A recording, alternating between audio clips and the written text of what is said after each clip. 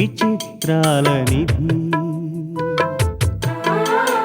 ఓ విధి విచిత్రాల నిధి వింత కథల సారథి ఆశ నిరాశల వారధి నిరంకుశ నిర్ణయాల నిర్దయవానిధి ఓ విధి విచిత్రాల నిధి ఓ విధి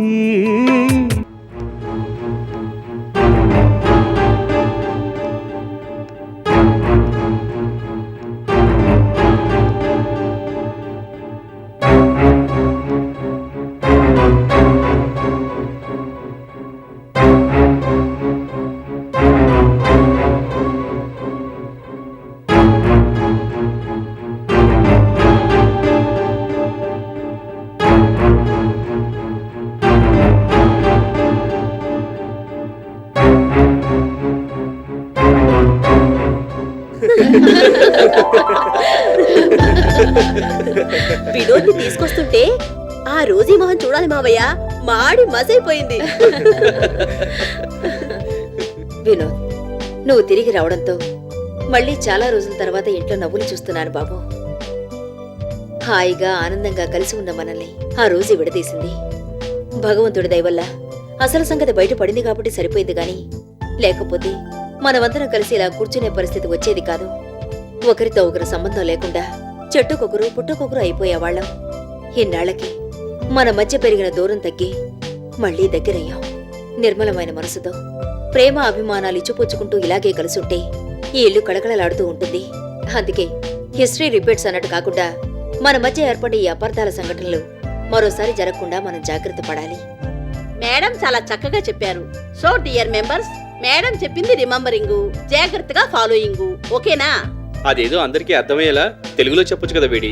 సారీ దీపక్ బాబు, మీరు ఇంగ్లీష్ లో పూరని నాకు తెలీదు, లేకపోతే తెలుగులోనే చెప్పేదాన్ని.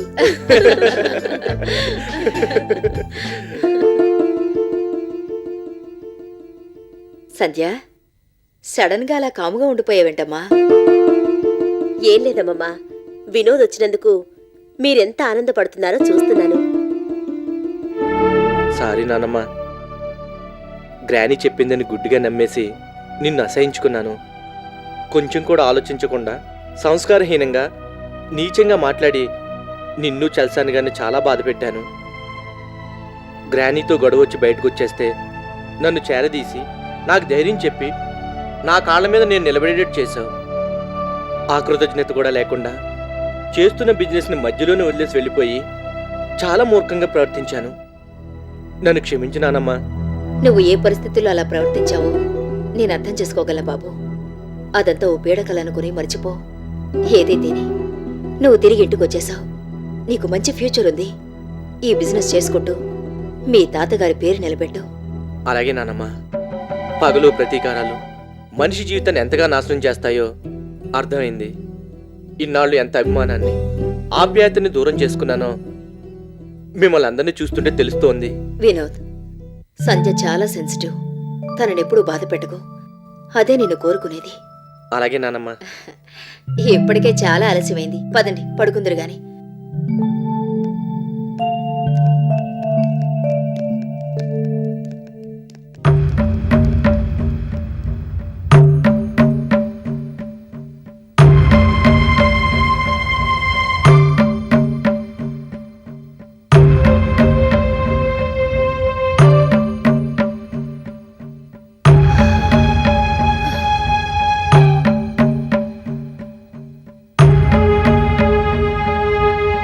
సంధ్య, ఏమిటమ్మా ఇలా వచ్చావు?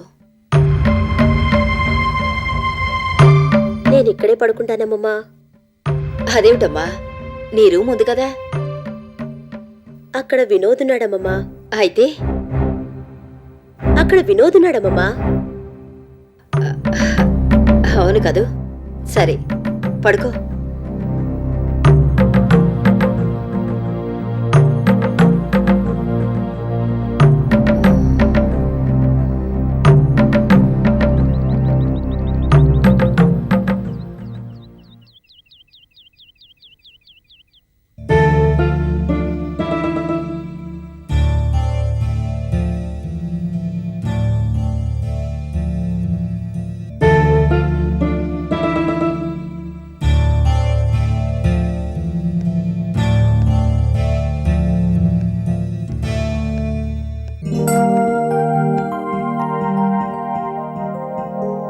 సంధ్య, నేను చూస్తుంది నేనేనా?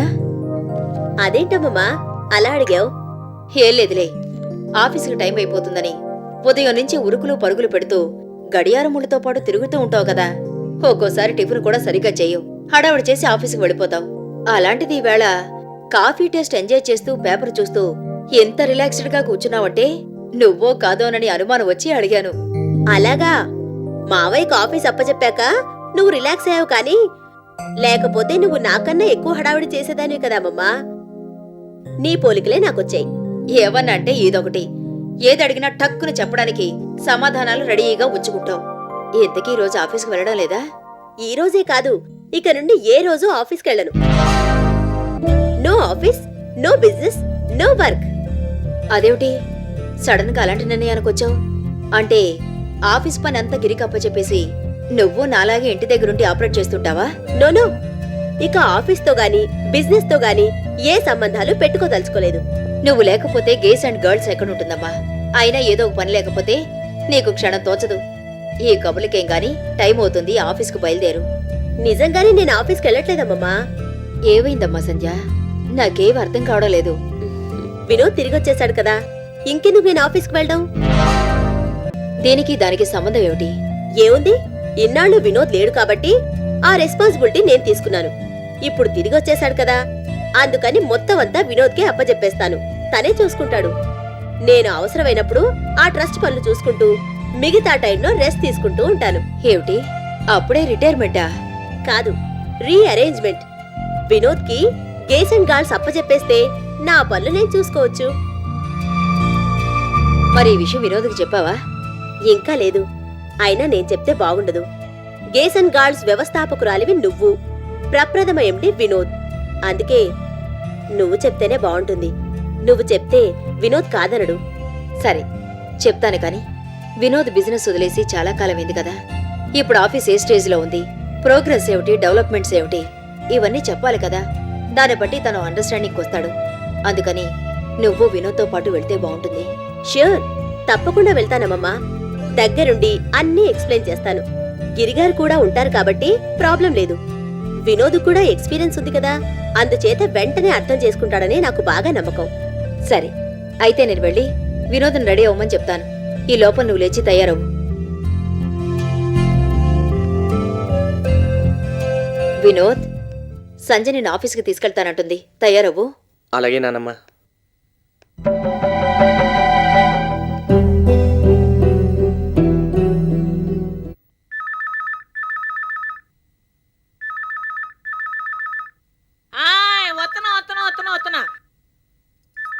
ఏం ఫోన్లో ఏటో గయ్యని చెల్లెడిపోతున్నాయి చెవులు. ఓలో ఎవలాలు నానెవులు అనుకుంటున్నావు? నోకాలని రోజు అమ్మగారి పని మడిసిని. నీకేటి కావాలి? వంటో ఊపిరి నేనేటి మాట్లాడతావేటి? గట్టిగా మాట్లాడు. అమ్మగారు ఆఫీస్ నుంచా? ఏ కావాలి?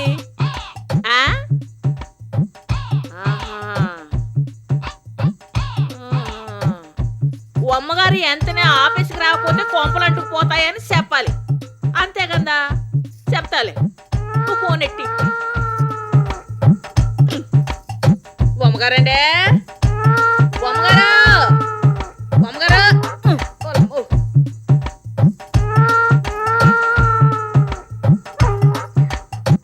అమ్మగారండే. ఏమిటి నువ్వు కాలు? ఆఫీస్ వాళ్ళు ఫోన్ చేశారమ్మా. ఏమిటట? మీరు లేకపోతే ఆఫీస్ సరిగ్గా నడవట్లేదంతా. హాలు వీళ్ళు వచ్చి ఒమ్మగారు ఏరి అని అడుగుతున్నారంతా.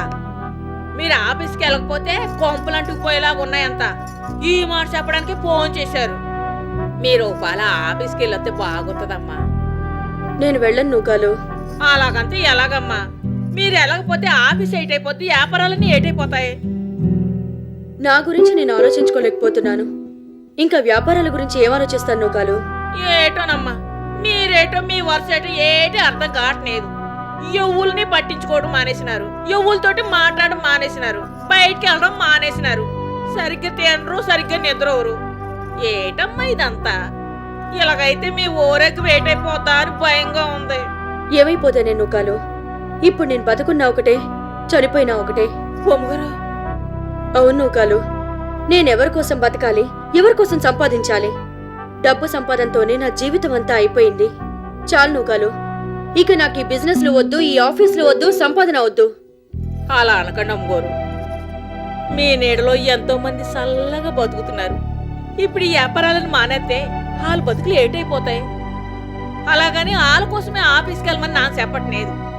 ఇలాగే ఈ గదిలో కూకుడని ఎండాలని బాధపడతారు. ఒక్కరే ఉంటే పాత సంగతులన్నీ గుర్తుకొచ్చి మనసు పాడైపోద్ది. బయటకెళ్ళి పనిలో పడితే ఇవన్నీ కొంతవరకైనా మర్చిపోతారు. మీకు కూడా కూతంత మార్పుగా ఉంటది. నా మాట ఇనుకుని ఆఫీస్కి వెళ్ళండి అమ్మా. ఆలోచిస్తాను నూకాలు. నాన్న చెప్పాల్సింది చెప్పాను, తర్వాత మీ ఇష్టం.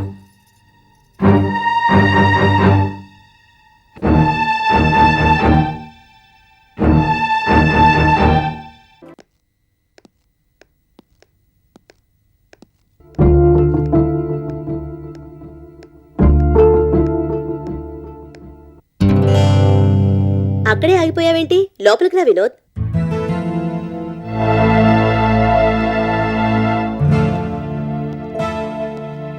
గిరిగారు, వినోద్ తెలుసుగా? తెలుసు మేడం. నమస్తే సార్. అసలు ఈ ఆఫీస్ స్టార్ట్ చేసింది వినోదే. అనుకోకుండా మధ్యలో వెళ్ళిపోతే నేను టేకప్ చేసి ఎండీనయ్యాను. బ్యాక్ టు పెవిలియన్ అని తిరిగొచ్చేశాడు కాబట్టి మళ్ళీ చార్జ్ అప్పజెప్పేస్తున్నాను. ఇవాటి నుంచి ఈ ఆఫీస్కి మీకు నాకు బాస్ వినోదే. ఏంటి వినోద్, ఇంకా ఆలోచిస్తున్నావు? కమాన్, టేక్ యువర్ సీట్. లేదు సంజయ్, నేనేదో ఫార్మల్గా ఓపెన్ చేశాను కానీ ఈ బిజినెస్ ఇంతగా ఇంప్రూవ్ అవడానికి, మార్కెట్లో మంచి పేరు రావడానికి కారణం నువ్వు. నేను చేసింది ఏమీ లేదు కాబట్టి నాకు అందులో కూర్చునే అర్హత లేదు. నువ్వు కూర్చుంటేనే ఆ పోస్ట్కి, సీటుకి గౌరవం, విలువ. అలాంటి ఫీలింగ్స్ ఏమీ పెట్టుకోకు వినోద్. అమ్మమ్మ మావయ్య వాళ్ళ బిజినెస్లతో బిజీగా ఉండడంతో వేరే ఎవరూ లేక నేను టేకప్ చేశాను అంతే. లక్కీగా క్లిక్ అయింది. లక్క సంజయ్, డివోషన్తో, డెడికేషన్తో పనిచేసావు, అందుకే ఈ స్థాయికి వచ్చింది. ఈ స్థాయిని నిలబెట్టడం నాలాంటి వాడి వల్ల అయ్యే పని కాదు. ఎందుకు కాదు? బ్రహ్మాండంగా అవుతుంది. అయినా నీకేం కొత్త కాదుగా. రోజు దగ్గర ఎండి పోస్ట్ చేసే వచ్చావు. ఆ ఎక్స్పీరియన్స్ చాలు.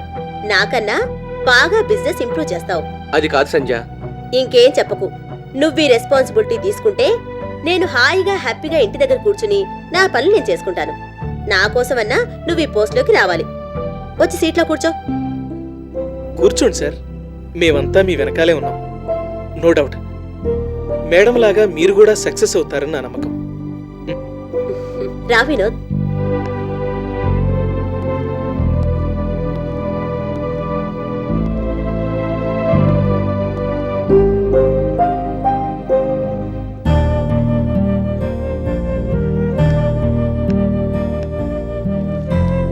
ఇక్కడ సంతకం పెట్టు.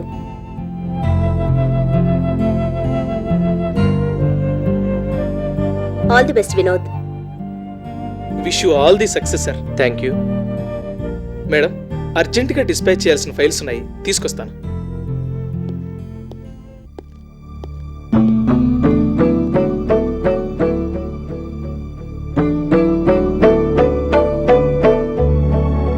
సంజయ్, గ్రానీ మాటలు నమ్మి ఓ ఫూలిష్ డెసిషన్ తీసుకుని బిజినెస్ మధ్యలోనే వదిలిపోయిన నన్ను మళ్ళీ తీసుకొచ్చి ఈ సీట్లో కూర్చోబెట్టావు.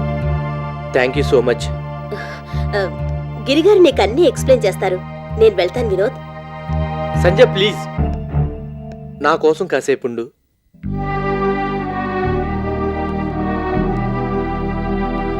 ఈ ఆఫీస్ చూస్తుంటే ఒక్కసారి గతం కళ్ళ ముందు కదులుతోంది. గ్రానీని కాదని నేను ఇల్లు వదిలొచ్చేశాను. మొండిదారితో నిన్ను పెళ్లి కూడా చేసుకున్నాను. ఉద్యోగం లేదు, సంపాదన లేదు. ఉద్యోగం కోసం ఎంతగా తిరిగాను, దొరక్క ఎన్ని బాధలు పడ్డాను నాకు ఇంకా గుర్తుంది. నిరుత్సాహంతో, నిరాశతో నేను కుమిలిపోతుంటే నేనున్నానంటూ నాకు ధైర్యం చెప్పావు. నీ డబ్బుతో నా చేత బిజినెస్ పెట్టించి నాకంటూ ఓ వ్యక్తిత్వం, సంపాదన ఉండేలా చేశావు. అవన్నీ ఇప్పుడు ఎందుకు వినోద్? నా మనసులో ఉన్నది నీకు చెప్పడానికే గాని నిన్ను బాధ పెట్టడానికి కాదు సంజయ్. నేనంటే ఇష్టపడి ప్రేమించి పెళ్లి చేసుకున్నా నీకు ఏ ఆనందాన్ని, అనుభూతుల్ని మిగల్చలేదు. పైగా గ్రానీ మాటలు గుడ్డిగా నమ్మి నీ ప్రవర్తన మంచిది కాదని విడాకులు కూడా ఇచ్చాను. మనస్సు చంపుకు నువ్వు నా దగ్గరకు వస్తే కాదు పొమ్మన్నాను. ఇలా ఎన్నో తప్పులు చేశాను. నా మాటలతో చేతలతో ప్రతి క్షణం నిన్ను బాధ పెట్టాను. నీకు మనశ్శాంతి లేకుండా చేశాను. నా మీద నువ్వు ఉంచిన నమ్మకాన్ని నిలబెట్టుకోలేకపోయాను. అయినా మంచి మనసుతో అదే అభిమానంతో నన్ను తీసుకొచ్చి ఇక్కడ కూర్చోబెట్టావు. కానీ నేను ఎందుకు ఆనందంగా ఉండలేకపోతున్నాను. నువ్వు నన్ను పూర్తిగా క్షమించలేదేమోనని మనసులో ఏదో అసంతృప్తి మిగిలిపోయింది. అది ప్రతి క్షణం నా నిజాయితీ నిలదీస్తోంది. అందుకే ఇక్కడ కూర్చోలేకపోతున్నాను. Vinod, to er is human అని మనిషి అన్నాక తప్పులు చేయకుండా ఉండడు. ఏదో జరిగిపోయింది, పాస్ట్ ఈజ్ పాస్ట్. అవన్నీ మర్చిపోయి ఇదో ఛాలెంజ్ గా తీసుకుని వర్క్ చెయ్యి. నిజమే సంజ, నన్ను క్షమించానని ఒక్క మాటను చాలు. ప్లీజ్, అన్నీ మర్చిపోతాను. ఆ ఆనందంతో ఏవైనా చేస్తాను, ఏదైనా సాధిస్తాను.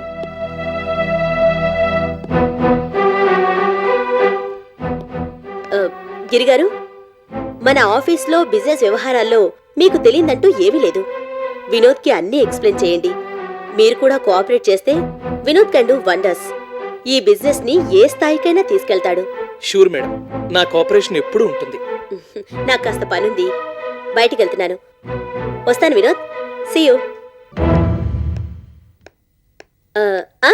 గిరిగారు, మా బావని కాస్త జాగ్రత్తగా కనిపెట్టుకుని ఉండండి. లేదంటే మళ్ళీ చెప్పా పెట్టకుండా పారిపోతాడు.